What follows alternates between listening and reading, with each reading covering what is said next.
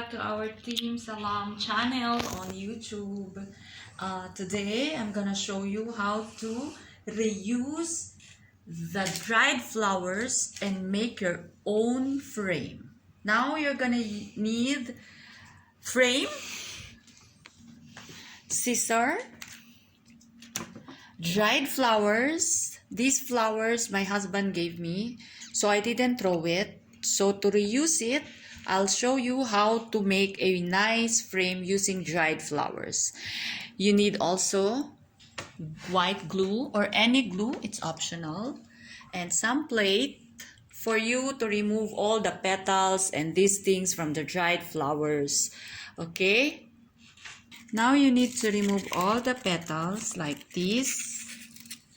Slowly, like that. Okay?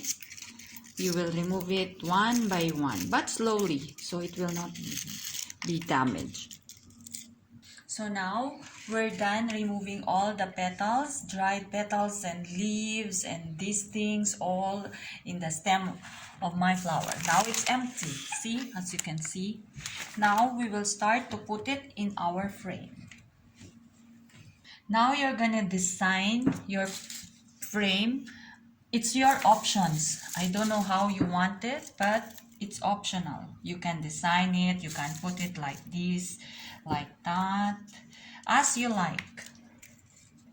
Now we're almost halfway done. Just to fill in some space here, you need to fill all the space, the white thing here, okay? So it will look more beautiful.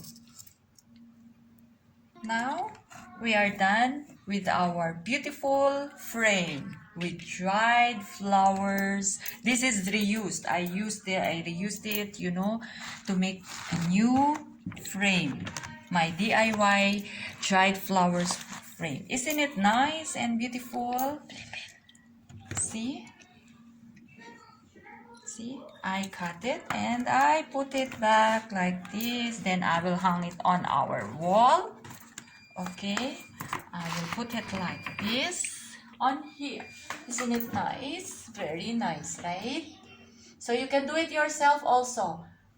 Thank you for watching. Thank you for watching our YouTube channel, Team Salam YouTube channel. Please subscribe, comment below, and share it with your friends. Stay safe. God bless. Much love. Bye.